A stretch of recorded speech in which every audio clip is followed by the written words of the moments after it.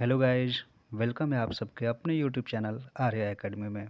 तो आज का ये वीडियो आप सबके लिए बेहद खास होने वाला है, क्योंकि आज के इस वीडियो में हम लोग बात करने वाले हैं बिहार बोर्ड क्लास 10th की न्यू बुक लिस्ट 2026 के बारे में। क्योंकि सबसे पहले छात्रों के मन में ये सवाल आता है कि अब हम लोग क्लास 10th में आ गए हैं, तो कौन सी बुक हम लोग को पढ़नी पड़ेंगी, कौन कौन से सब्जेक्ट हम लोग को पढ़ने होंगे, बिहार बोर्ड किस बुक से क्वेश्चन बनाता है, किस बुक से क्वेश्चन पूछता है। तो ये सबसे बड़ा सवाल रहता है छात्रों के मन में। तो कुल मिलाकर अगर हम बात कहें कि यदि आपको टॉपर बनना है, अगर आप टॉपर बनना चाहते हैं, तो किस बुक से अगर आप तैयारी करेंगे तो आपकी तैयारी बेहतरीन होगी, कौन सा बुक आपके लिए बेस्ट रहेगा। तो कुल मिलाकर आज का टॉपिक यही है, इस टॉपिक पे हम लोग डिस्कस करने वाले हैं। तो आप सभी जल्दी से इस चैनल को सब्सक्राइब कर देंगे यदि आप लोग इस चैनल पे पहली बार आए हैं तो, और वीडियो को एक बार लाइक कर दीजिएगा और अपने दोस्तों के पास भी इस वीडियो को शेयर कर दीजिएगा। चलिए बिना देर किए वीडियो को स्टार्ट करते हैं। तो सबसे पहले हम लोग बात करेंगे कि क्लास 10th में आपकी कौन कौन सी सब्जेक्ट चलती है। यानी क्लास 10th में यदि आप लोग गए हैं तो क्लास 10th में आपको कौन कौन से सब्जेक्ट पढ़ने होंगे। तो सबसे पहला सब्जेक्ट आपका आता है मैथ, दूसरा सब्जेक्ट है साइंस, तीसरा है सोशल साइंस, चौथा है हिंदी, पांचवा संस्कृत, छठा इंग्लिश। यानी ये कुल मिलाकर आपको 6 सब्जेक्ट पढ़ने होंगे। अब 6 सब्जेक्ट पढ़ने होंगे ये तो समझ में आता है, लेकिन एक यहाँ पे डाउट आप लोग का रह गया कि ये हिंदी लिखा हुआ है और नॉन हिंदी भी लिखा हुआ है, संस्कृत भी लिखा हुआ है, उर्दू भी लिखा हुआ है। तो मैं आपको क्लियर कर दूं कि बहुत सारे छात्र ऐसे भी हैं जो संस्कृत ना लेकर के उर्दू सब्जेक्ट लेते हैं, यानी उर्दू विषय का चयन करते हैं। तो यदि कोई छात्र संस्कृत के जगह पे उर्दू विषय का चयन करता है तो उनको नॉन हिंदी पढ़ना पड़ता है, और जो स्टूडेंट्स जो हैं संस्कृत लेते हैं उनको हिंदी पढ़ना होता है। हिंदी और नॉन हिंदी में क्या फ़र्क है ये हम आपको बताएंगे। सिंपल सा आप अभी ये समझिए कि संस्कृत वाले को हिंदी पढ़ना है, उर्दू वाले को नॉन हिंदी पढ़ना है। क्लियर है? तो आपके टोटल 6 सब्जेक्ट हो गए। अब आइए हम बुक को देखते हैं। तो बुक को देखने से पहले हम आप सबको बता दें कि बिहार बोर्ड ने पहले ही बता दिया है कि जितने भी क्लास 1 से लेकर के क्लास 12 तक जितने भी क्लासेस की पढ़ाई होंगी वो सभी एनसीईआरटी बुक से ही होंगे। किस बुक से होंगी? तो एनसीईआरटी बुक से ही होंगी, यानी एनसीईआरटी बुक को ही फॉलो करना है। यानी अगर आपके एग्ज़ाम में क्वेश्चन बनता है तो वो आपके एनसीईआरटी बुक से ही बनता है। हालांकि अपने सुविधा के लिए बहुत सारे छात्र ऐसे हैं जो अपने चॉइस के हिसाब से अलग अलग किताबों से तैयारियां करते हैं। कोई पीडीएफ नोट से भी तैयारी करते हैं, कोई केसी सिन्हा से करते हैं, कोई भारती भवन से करते हैं। तो अलग अलग प्रकार की जो है किताबें हैं मार्केट में चल रही हैं। तो आपको जो सुविधा लगे उससे तैयारी करें, लेकिन इस बात का ख्याल रखें कि बिहार बोर्ड जो है एनसीईआरटी को फॉलो करेगा, एनसीईआरटी से ही क्वेश्चन पूछे जाएंगे। तो आइए देखते हैं किताबें कौन कौन सी हैं। सबसे पहले यहाँ पे आप लोग देख पा रहे होंगे ये मैथ का बुक है और ये साइंस का बुक है।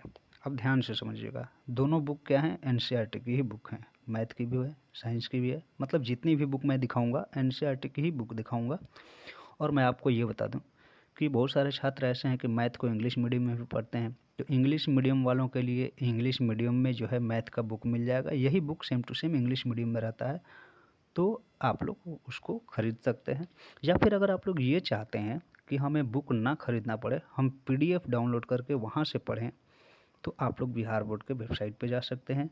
या फिर एक और वेबसाइट है ई लॉट्स नाम का, ठीक है, ई लॉट्स, मैं यहाँ पे लिख दूँ ई लॉट्स। ई लॉट्स गूगल पे सर्च कीजिएगा तो यहाँ से आप लोग जा कर के बिहार बोर्ड के सभी क्लासेज की जो है किताबें डाउनलोड कर सकते हैं पीडीएफ फॉर्मेट में, और वो भी न्यू वर्जन, यानी नया संस्करण जो है वो अपलोड किया गया है। तो आप लोग वहाँ से डाउनलोड कर सकते हैं, कोई दिक्कत नहीं होगी आप लोग को। तो ये तो हो गई बुक की बात, कहाँ से आप खरीदें, कहाँ से आप डाउनलोड करें, ये बात हो गई। तो ये मैथ की बुक हो गई। इसके बाद हम साइंस की बात करते हैं। तो साइंस में थोड़ा सा जो समझिएगा कि साइंस का जो बुक है ये एनसीईआरटी का बुक है। अब एनसीईआरटी में क्या दिक्कत है भाई साहब? तो एनसीईआरटी में दिक्कत ये है कि फिजिक्स, केमिस्ट्री और बायोलॉजी तीनों एक ही में है, ठीक है। तो फिजिक्स, केमिस्ट्री और बायोलॉजी तीनों की बुक जो है साइंस में एक ही में दिया गया है एनसीईआरटी में। लेकिन कई छात्र अपनी सुविधा के लिए भारती भवन किताब का चयन करते हैं, भारती बुक से अपनी तैयारी करते हैं, भारती भवन से। तो भारती भवन का बुक सिंपल सा यही अंतर है कि भारती भवन का जो बुक होता है वो फिजिक्स का अलग बुक मिलता है, केमिस्ट्री का अलग मिलता है, बायोलॉजी का अलग मिलता है और थोड़े से डेफिनेशन भी अलग रहते हैं। वहाँ पे थोड़ा ज़्यादा समझा समझा कर अलग एक होता है ना प्रॉपर नोट्स, तो नोट्स टाइप का दिखने में लगता है, नोट्स टाइप का बनाया हुआ बुक है, एडिशन है, बढ़िया है भारती भवन। तो वहाँ से भी आप लोग तैयारी कर सकते हैं या फिर आप चाहें तो एनसीईआरटी से भी तैयारी कर सकते हैं, कोई इसमें दिक्कत नहीं है क्योंकि बस थोड़ा सा यही अंतर है कि फिजिक्स केमिस्ट्री बायोलॉजी आपको इसी में मिल जाएंगे। और आपको इसमें क्या होंगे कि अब पहले फिजिक्स पढ़ना होगा, फिर इसके बाद केमिस्ट्री नहीं, स्टार्ट में तो केमिस्ट्री से होता है, सॉरी स्टार्टिंग केमिस्ट्री से होता है, इसके बाद फिजिक्स आपको पढ़ना है, फिर इसके बाद बायोलॉजी पढ़ना है। लेकिन भारती भवन का लेते हैं तो वहाँ पे सब अलग अलग किताबें हैं तो चैप्टर वाइज चलती हैं।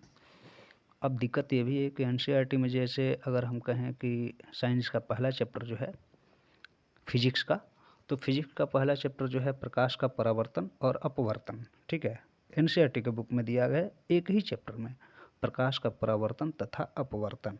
लेकिन अगर भारती भवन के बुक में अगर आप लोग जाएंगे तो वहाँ पे प्रकाश का परावर्तन एक अलग चैप्टर हो गया, प्रकाश का अपवर्तन एक अलग चैप्टर हो गया। तो इसलिए थोड़ा समझने में डिफरेंट होता है बच्चों को। अब इसके बाद हम लोग बात कर लेते हैं, अगला सब्जेक्ट आपका आता है सोशल साइंस का, बहुत ही इंपॉर्टेंट सब्जेक्ट है आपका। तो सोशल साइंस का जो सब्जेक्ट है इसमें आपको 5 किताबें पढ़ने होंगी, ठीक है, 5 किताबें बिल्कुल। यहाँ पे आपको भले ही 4 दिख रही हैं लेकिन आपको पढ़ने 5 हैं। यहाँ पे जो बुक आपको नहीं दिख रहा है वो है आपदा प्रबंधन। क्या है? आपदा प्रबंधन, ठीक है, इसको याद रखिएगा। तो ये सबसे पहला है राजनीति शास्त्र यानी लोकतांत्रिक राजनीति, ये आपको पढ़ना है। हमारी अर्थव्यवस्था, ये इकोनॉमिक्स की बुक है। इसके बाद ज्योग्राफी है यानी भूगोल, इसके बाद इतिहास है और पांचवा बुक है आपदा प्रबंधन। ये पांचों बुक मिला करके आपका सोशल साइंस पूरा होता है। तो सोशल साइंस का जो दायरा है बहुत बड़ा है। सोशल साइंस में 5 किताबें हैं और पांचों किताबों को आपको कवर करना है, तो थोड़ा सा मुश्किल हो सकता है सोशल साइंस में। तो सोशल साइंस पे आप लोग ज़्यादा फोकस कर लीजिएगा। और यहाँ पे जितनी भी बुक आप लोग देख पा रहे हैं ये सभी बुक जो हैं एनसीईआरटी की बुक हैं। अगर आप चाहें तो भारती भवन का बुक लेकर के पढ़ सकते हैं। हालांकि मैं आपको सलाह दूंगा तो भारती भवन से ही सलाह दूंगा क्योंकि भारती भवन में थोड़ा समझने में आसान रहता है। वहाँ पे कुछ परिभाषाएं जो हैं बहुत ही आसान तरीके से दी हुई होते हैं जो कि आपको समझ में आते हैं। और एनसीईआरटी में थोड़ा सा है, अच्छा है, कोई दिक्कत नहीं। तो सोशल साइंस की ये सारी बुक हो गई। सोशल साइंस में आपको 5 बुक पढ़ने हैं, राजनीति शास्त्र है, अर्थव्यवस्था है, भूगोल है, इतिहास है, आपदा प्रबंधन है। पाँचों से मिला करके आपके परीक्षा में क्वेश्चन बनते हैं। क्लियर है? अब हम लोग आगे बढ़ते हैं यहाँ पे हिंदी की। तो हिंदी की अगर हम बात करें तो हिंदी में आपकी 2 किताबें चलती है, एक गोधुली है, एक वर्णिका है। गोधुली से आपके ज़्यादा क्वेश्चन बनते हैं। क्यों बनते हैं? क्योंकि गोधुली में अगर देखा जाए तो 2 खंड हैं आपके, एक आपका आता है गद्य खंड और एक आता है काव्य खंड। दोनों को मिला करके यहाँ पे 24 चैप्टर हैं, वर्णिका में आपके 5 चैप्टर हैं। तो अब इस बात से आप लोग समझ गए होंगे कि जहाँ पे 24 चैप्टर हैं और यहाँ पे 5 चैप्टर हैं, तो 24 चैप्टर वाले से ज़्यादा क्वेश्चन बनेगा, यानी गोधुली से आपका ज़्यादा क्वेश्चन बनते हैं, वर्णिका से भी क्वेश्चन बनते हैं, ऐसी बात नहीं है, कम बनते हैं। तो दोनों बुक की तैयारी आप लोग को करनी होगी, यानी दोनों बुक से क्वेश्चन पूछे जाएंगे।